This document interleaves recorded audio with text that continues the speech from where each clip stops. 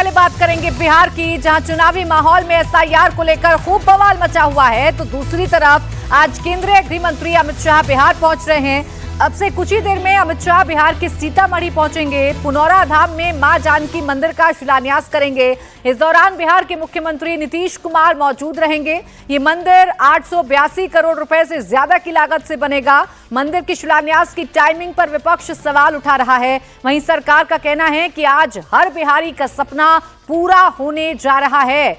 चुनावी समर है और ऐसे में मां जानकी मंदिर का शिलान्यास होने जा रहा है। तो विपक्ष ये कह रहा है कि जानबूझकर चुनावी समर को देखते हुए, चुनावी माहौल को देखते हुए माता जानकी मंदिर का जो निर्माण है उसका शिलान्यास किया जा रहा है, जबकि सरकार ये कह रही है कि आज हर एक बिहारी का सपना पूरा होने जा रहा है। तो मां जानकी मंदिर सीतामढ़ी में बनने जा रहा है। सीतामढ़ी में पुनौरा धाम है, जहां भव्य मां जानकी मंदिर का निर्माण होगा, जिस मंदिर की ऊंचाई 151 फीट ऊंची होगी। 67 एकड़ की जमीन में ये मंदिर फैला होगा। निर्माण में वक्त लगेगा सिर्फ 11 महीने का, और जो पैसे खर्च होंगे वो 882 करोड़ रुपए खर्च होंगे इस मंदिर को बनाने में। तो अयोध्या में राम मंदिर निर्माण के बाद अब बारी सीतामढ़ी के पुनौरा धाम की है, जहां मां जानकी मंदिर का शिलान्यास आज गृह मंत्री अमित शाह करने जा रहे हैं। जगत गुरु रामानंदाचार्य भगवान की, सत्य सनातन वैदिक धर्म की, पुनौरा धाम की, बजरंगबली की। तो पुनौरा धाम जो मां जानकी का धाम है, वहां पर आज गृह मंत्री अमित शाह पहुंचेंगे और माता सीता के मंदिर का आज शिलान्यास किया जाएगा, यानी कि भव्य मंदिर बनाया जाएगा। और ये मंदिर 67 एकड़ जमीन में फैला होगा। 11 महीने में कुल ये मंदिर बनकर तैयार हो जाएगा। 882 करोड़ रुपए की लागत आएगी। इसका शिलान्यास करने के लिए गृह मंत्री अमित शाह आज सीतामढ़ी पहुंच रहे हैं। उनके साथ बिहार के मुख्यमंत्री नीतीश कुमार भी मौजूद रहेंगे। सरकार का ये कहना है कि आज हर एक बिहारी का सपना पूरा होने जा रहा है, क्योंकि आज भव्य मंदिर के निर्माण की जो आधारशिला है वो रख दी जाएगी। विपक्ष ये कह रहा है कि जानबूझकर मुद्दों को भटकाने के लिए, ध्रुवीकरण की राजनीति करने के लिए ऐसे समय को चुना गया है पुनौरा धाम में मां जानकी के मंदिर को बनाने के लिए, जब चुनाव का वक्त है। जानबूझकर ध्रुवीकरण का सहारा बीजेपी और पूरा का पूरा एनडीए लेने की कोशिश कर रहा है। भगवान की, सत्य सनातन। मैं ये मानता हूँ कि बिहार के राजस्व को बढ़ाने की दृष्टि से भी ये एक ऐतिहासिक फैसला होगा। और करोड़ों की आबादी ऐसी है जो माता सीता पर विश्वास रखती है, आस्था रखती है। मैं खुद उनमें से एक हूँ। मंच से गृह मंत्री जी और तमाम एनडीए के नेता भी अपनी बातों को रखने का कार्य करेंगे। तो जानकी मंदिर के शिलान्यास पर एक तरफ पूरा का पूरा एनडीए कह रहा है कि एक बड़ा सपना है जिसे आज पूरा किया जा रहा है, तो आरजेडी अब इस पर सवाल उठा रही है। आरजेडी नेता संजय यादव ने कहा है कि सरकार को चुनाव के वक्त ही मंदिर क्यों याद आते हैं, जबकि जब तेजस्वी बिहार के पर्यटन मंत्री थे तब उन्होंने मंदिर के जीर्णोद्धार का प्रस्ताव कैबिनेट से पास कराया था। तो आरजेडी कह रही है कि इस जीर्णोद्धार का प्रस्ताव तेजस्वी यादव जब उप मुख्यमंत्री थे उसी वक्त उन्होंने कैबिनेट से पास करवा दिया था, लेकिन आज के वक्त को चुना गया है, आज के दिन को चुना गया है जब मां जानकी धाम का जो जीर्णोद्धार है वो किया जाएगा और भव्य जानकी मंदिर बनाया जाएगा। ये सब कुछ चुनाव को देखते हुए किया जा रहा है, सब कुछ वोटों की राजनीति, वोटों के गणित के लिए किया जा रहा है, जबकि एनडीए की तरफ से कहा जा रहा है कि हर हिंदू का सपना आज पूरा होने जा रहा है। अयोध्या में भव्य राम मंदिर बन चुका है, अब बारी है मां जानकी धाम की। देखिए, जब तेजस्वी जी पर्यटन मंत्री थे बिहार के 2022 से 2023, पहली बार उन्होंने राज्य सरकार से पुनौरा धाम का जीर्णोद्धार का कैबिनेट में पास कराया। उस वक्त 80 करोड़ का था। 17 साल से इस सरकार को सुध नहीं थी कि माता सीता की जन्मस्थली पे कुछ कराना है। अभी जो चुनाव आया है तो ये लोग अपना जा रहे हैं, जाएं, अच्छी बात है, लेकिन चुनाव के वर्ष ही आपको सारी चीजें क्यों याद आती हैं, हम तो ये कह रहे हैं। तो आज बिहार के लोगों की लंबे वक्त से चली आ रही डिमांड पूरी होने जा रही है। पुनौरा धाम पूर्ण रूप से तीर्थ स्थल के रूप में विकसित होने जा रहा है, जिससे बिहार में धार्मिक पर्यटन को गति मिलेगी और रोजगार के अवसर तेजी से बढ़ेंगे। गृह मंत्री अमित शाह जिसका शिलान्यास करने जा रहे हैं। चुनावी माहौल के बीच मंदिर के शिलान्यास ने सियासी माहौल को भी गर्म कर दिया है। लगातार अब राजनेताओं के जो बयान हैं वो सामने आ रहे हैं और इसकी टाइमिंग को लेकर अब सवाल खड़े किए जा रहे हैं। जन्मभूमि की बोलो श्री हनुमान जी महाराज की, बोलो निर्वाणी अखाड़े की, बोलो जगत गुरु रामंदाचार्य भगवान की, सत्य सनातन वैदिक धर्म की, बोलो पुनौरा धाम की, बोलो बजरंगबली की। तो पुनौरा धाम जहां माता जानकी यानी मां सीता का जन्म हुआ था, मां सीता के जन्मस्थान के तौर पर पुनौरा धाम को जाना जाता है, लेकिन उस तरीके से पहचान नहीं मिल पाई पुनौरा धाम को जिस तरीके से मिलना चाहिए थी। अब जाकर सरकार इस मंदिर का जीर्णोद्धार करने जा रही है। पुनौरा धाम में मां जानकी के भव्य मंदिर का निर्माण शुरू होगा और महज 11 महीने में ये मंदिर बनकर तैयार हो जाएगा। गृह मंत्री अमित शाह इसी काम के लिए आज बिहार दौरे पर आ रहे हैं। उससे ठीक पहले प्रशांत किशोर ने उन पर बड़ा अटैक किया। प्रशांत किशोर ने सीधा सवाल दागा है कि हरियाणा में बिहार के लड़के के साथ जुल्म हुआ, बंधुआ मजदूरी कराई गई, हाथ कट गया। अमित शाह बताएं कि हरियाणा की बीजेपी सरकार ने अब तक क्या एक्शन लिया है। बिहार को लेकर बड़ी बड़ी बातें कर रहे हैं, लेकिन बिहार के गरीब बच्चों के न्याय के लिए क्या कदम उठाए गए हैं ये अमित शाह को बताना चाहिए। तो मेरा पहला सवाल अमित शाह जी से है कि आप आ रहे हैं बिहार में, बिहार के लोगों को बड़ी बड़ी बात कहोगे। हरियाणा में भाजपा की सरकार है, जिसकी वजह से हरियाणा में जहां पर बिहार के बच्चे के साथ ऐसा कुकृत्य किया गया है, उसका हाथ कट गया। आज वसी पुनौरा धाम से सीता माता की उस धरती से जरा बताइए कि जिस परिवार ने बिहार के बच्चे को 2 महीना तक बंधुआ मजदूर बनाया, उसका हाथ कट गया है। वो गरीब ऋषिदेव मुसहर समाज का लड़का है, उसको अभी तक सिर्फ 5,000 रुपया कॉम्पनसेशन मिला है। यहाँ का एक गरीब दलित समाज का लड़का 10,000 रुपया के लिए बंधुआ मजदूर बन गया, उसका हाथ काट दिया गया, उस पर कोई संज्ञान नहीं है। और यहाँ नेता बैठ के प्रतिबंधित क्षेत्र बनाया है, उसमें बंगले में बैठ के लूट मचाया है। के राजनीति से अलग हटके कहीं देखिए तो भारत की पहचान सनातन से है और सनातन की पहचान भारत से है। प्रभु श्री राम का मंदिर सैकड़ों साल से पापियों ने रोका, कांग्रेस ने रोका, उनके अस्तित्व को नकारा, जिसका दुष्परिणाम जो हुआ वो देख रहे हैं। उसका क्या हो रहा है, वो नरेंद्र मोदी जी के हाथ वो जस प्रभु श्री राम ने दिया, इन पापियों का रूप देखा, जो राम सेतु को नकारा, जन्म स्थान को नकारा, लेकिन उनकी लीला के बाद बना भव्य मंदिर नरेंद्र मोदी जी के हाथों। अब माँ सीता का ये नैहर है और वो ससुराल है अवध। तो माँ सीता का मंदिर भव्य बने, ये आज ऐतिहासिक दिन है। इसके लिए नीतीश कुमार जी मुख्यमंत्री और गृह मंत्री अमित शाह, जिन्होंने 1 साल पहले कहा था कि यहाँ मंदिर बनेगा, आज बन रहा है। ये इतिहास है। माँ का नैहर में भी बन रहा है, यहाँ भी रहेंगे। तो एक तरफ बिहार चुनाव में हिंदू वोट को एकजुट करने की कोशिश एनडीए कर रहा है, तो दूसरी तरफ वोटर चोरी का मुद्दा भी जोरों शोरों से बिहार चुनाव से ठीक पहले उठाया जा रहा है। राहुल गांधी ने बाकायदा इसकी प्रेस कॉन्फ्रेंस की, जिसके बाद एक सियासी घमासान छिड़ गया है। चुनाव आयोग राहुल से शपथ पत्र मांग रहा है। इस बीच इंडिया टीवी ने उस आदित्य श्रीवास्तव से बात की है जिनका जिक्र राहुल गांधी ने अपनी प्रेस कॉन्फ्रेंस में किया था। राहुल ने आदित्य का नाम 4 जगह होने का दावा किया था। आदित्य ने बताया कि वो लखनऊ के रहने वाले हैं और 2016 में मुंबई में रहते थे। इसी दौरान मुंबई के वोटर बने और 2019 के लोकसभा चुनाव में वोटिंग की। 2021 के बाद आदित्य मुंबई से बेंगलुरु शिफ्ट हो गए थे।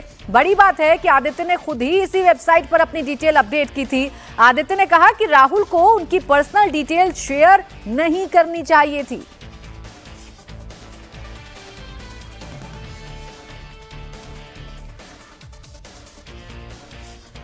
तो राहुल गांधी ने कल जिन दो नामों का जिक्र किया था उनमें से एक है आदित्य श्रीवास्तव, जिनके अलग अलग जगहों पर वोट होने का दावा राहुल गांधी की तरफ से किया गया था और उसी शख्स को इंडिया टीवी ने ढूंढ निकाला है।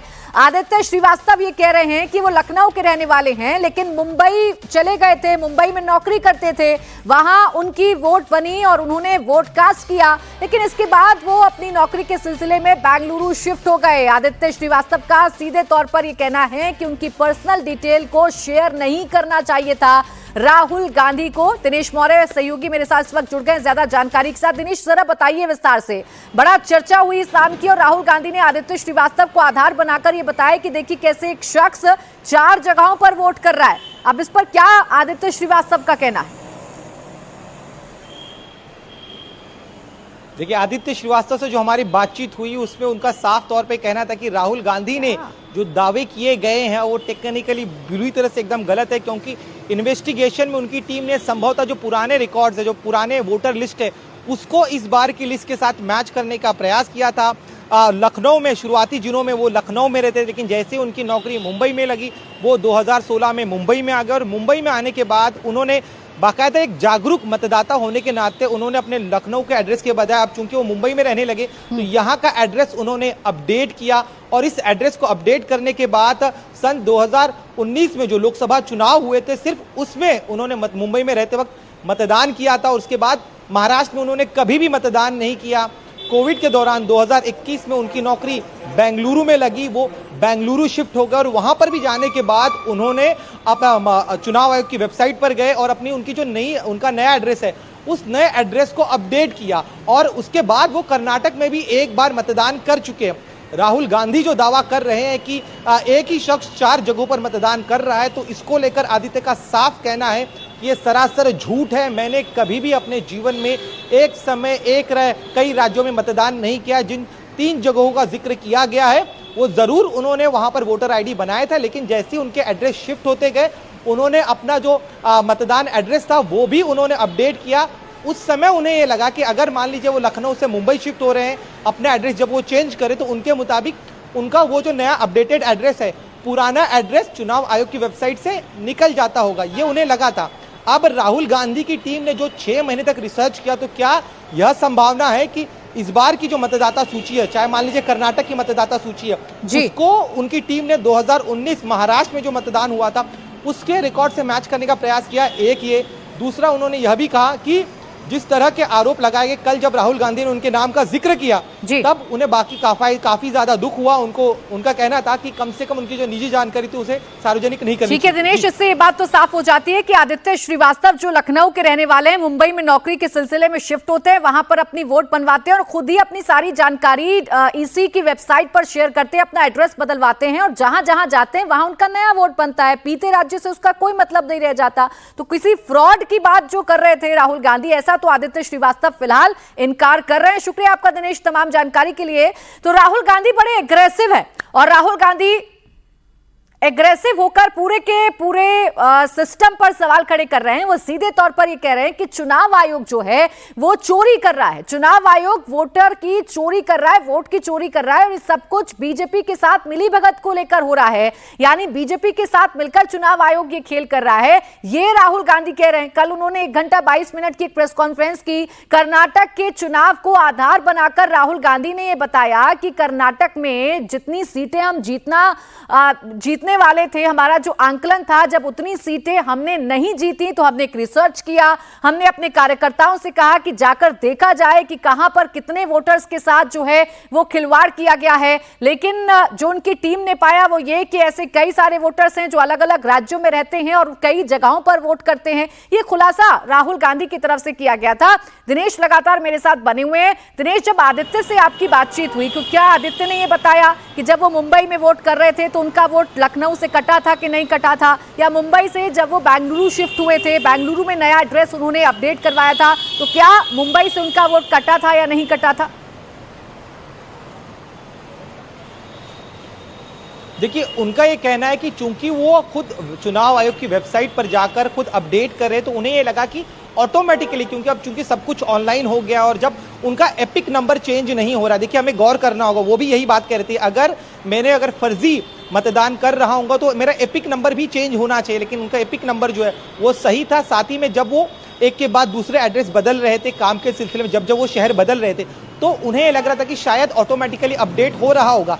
यहाँ उनकी बातचीत करते जो मुझे समझ में आया कि राहुल गांधी की टीम ने संभवतः 2019 के रिकॉर्ड और 2024 के रिकॉर्ड को मिलान के आधार पर वो इस नतीजे पर पहुंचे होंगे कि 2019 में भी इनका नाम आ रहा है, 2024 में भी उनका नाम आ रहा है। और दोनों मतदाता जो है, एक 24 में कर्नाटक में दिखाई दे रहे हैं, यही मतदाता 2019 में यहाँ दिखाई दे रहा है। एक और अहम चीज, जिस जगह मुंबई में होने का दावा राहुल गांधी ने किया था, हम बाकायदा उस एड्रेस पर पहुंचे। उस एड्रेस पर जिस मुंबई के जोगेश्वरी ईस्ट इलाके में ब्लू मेंडोस नाम की बिल्डिंग है, इस बिल्डिंग के कमरा नंबर C1103, ये वो एड्रेस था जहां पर रहते थे आदित्य श्रीवास्तव। इस किराए पर वो रहते थे। इस जो फ्लैट है, इस फ्लैट के मालिक से हमारी बातचीत हुई। उन्होंने भी कहा कि करीब 2.5 साल पहले जो है आदित्य जो है वो ये छोड़कर जा चुके हैं, और आदित्य भी कह रहे कि 2021 में वो ये शहर छोड़कर जा चुके हैं। तो उसके बाद कभी भी उन्होंने महाराष्ट्र में मतदान नहीं किया है। अब इस चीज को साबित करने के लिए वो कह रहे हैं कि वो अपनी बात रह रहे। अगर राहुल गांधी के पास सबूत है, जिस तरह का वो दावा करे, तो पोलिंग बूथ के अगर सीसीटीवी को चेक कर लिया जाए, उनके कॉल रिकॉर्ड को चेक कर लिया जाए, तो भी उनका मूवमेंट पता चल सकता है कि क्या उन्होंने महाराष्ट्र में 2024 के मतदान में, चुनाव के दौरान मतदान किया या नहीं। तो यहां पर एक बड़ी चूक राहुल गांधी की इन्वेस्टिगेशन टीम से हुई है, ये आदित्य की बातों से लग रहा है। एक और चीज वो यह भी कह रहे हैं कि अभी वो 2021 से लगातार ठीक है दिनेश, आप जितनी भी बातें बता रहे हैं ये तो अब आदित्य की तरफ से खुलासा किया गया है। आपकी जो बातचीत हुई है आदित्य श्रीवास्तव से, जरा वो हिस्सा अपने दर्शकों को सुनवा देते हैं एक बार। हेलो, आदित्य श्रीवास्तव जी से बात हो रही मेरी? जी जी नमस्कार, मैं दिनेश मौर्य बोल रहा हूं, India TV news channel Mumbai से। जी दरअसल मुझे जिमी भाई जहां पहले रहते थे C1103 में, उन्होंने आपका नंबर दिया है। दरअसल आपने देखा होगा कि आपको लेके एक दावा किया गया है राहुल गांधी की तरफ से कि आपका नाम कई जगहों पर है। हेलो बताइए। जी, तो उसमें आपका पक्ष जानना था मुझे कि एग्जैक्टली आपका पक्ष क्या है, क्या कहना है आपका कि इतने जगह आपका नाम रजिस्टर्ड है।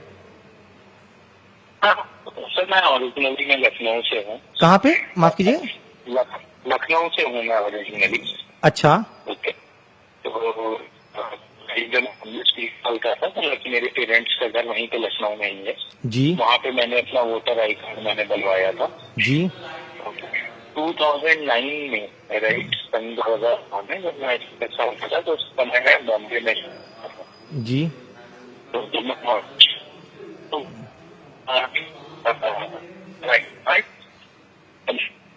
जी आदित्य जी सुनिए ना, आप आदित्य जी आपकी आवाज कट रही है, मैं आपको वीडियो कॉल करूंगा प्लीज, ताकि बेहतर हो पाए थोड़ा सा यहाँ मेरा वीडियो कॉल पे जी। तो और भी खराब आवाज आएगी। जी कोई बात नहीं। हाँ बताइए, आप लखनऊ से हैं और आप कुछ साल बॉम्बे में रहे, आप बता रहे हैं जी। तो लेके 2000 हाँ जी, आपकी आवाज, हेलो आदित्य जी। हेलो जी अभी आ रही है आपकी आवाज, बताइए।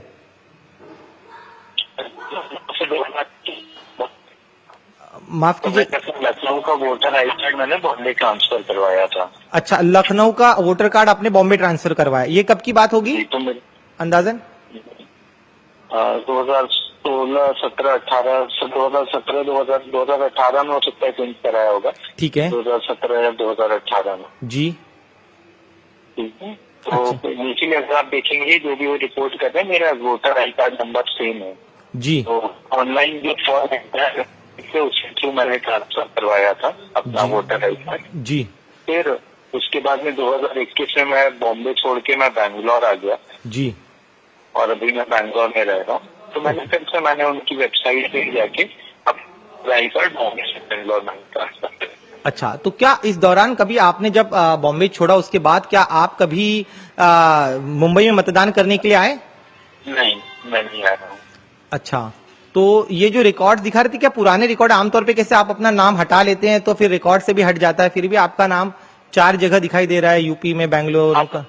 हाँ, अब अभी मैंने इसीलिए देखिए मैंने तो इनकी वेबसाइट पे फॉर्म 8 होता है शायद, मैं आज मैं जब ये आई ना वेबसाइट लॉग जी तो फॉर्मेट होता है जिसमें डिटेल्स होता है कि अगर आपने अगर आपका एड्रेस चेंज हुआ तो आप फॉर्मेट चेंज करवा सकते हैं अपने वोटर आईडी कार्ड और वोटर लिस्ट में अपडेट करने के लिए। तो मैंने फॉर्मेट भर दिया, मेरे पास में नया वोटर आई कार्ड आ गया। जी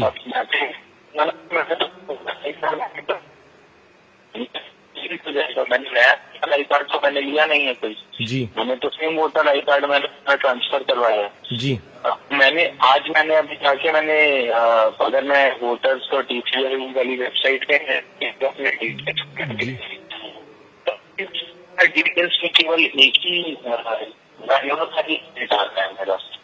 अच्छा, अब ये पहले कुछ डुप्लीकेट था जो कि अभी डिलीट कर दिया गया है, मतलब मुझे उसके बारे में अपडेट पता नहीं है, क्योंकि मेरा तो यही अजम्पशन है कि अगर मैं अपना वोटर आई कार्ड में ट्रांसफर करा रहा हूँ तो जब मेरे पास में नई जगह का वोटर आई कार्ड आएगा तो पुराने से हट जाएगा। मैं कोई नया वोटर आई कार्ड तो मैं ले नहीं रहा हूँ, जी डुप्लीकेट वोटर आई कार्ड ले नहीं रहा हूँ, मेरा जी जी।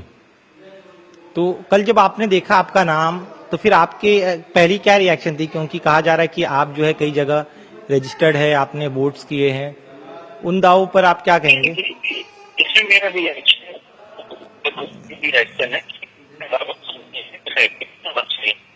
मेरी अंडरस्टैंडिंग थी पुरानी जगह से वो ऑटो डिलीट जाना चाहिए था, ठीक है।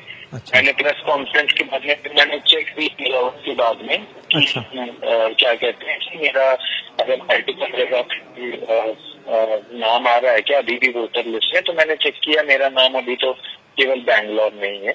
और दूसरा ये है कि वहाँ पे जो प्रेस कॉन्फ्रेंस थी उसमें जो भी उन्होंने डिटेल्स दिखाया उसमें मेरी फैमिली का नाम, फादर का नाम, वाइफ।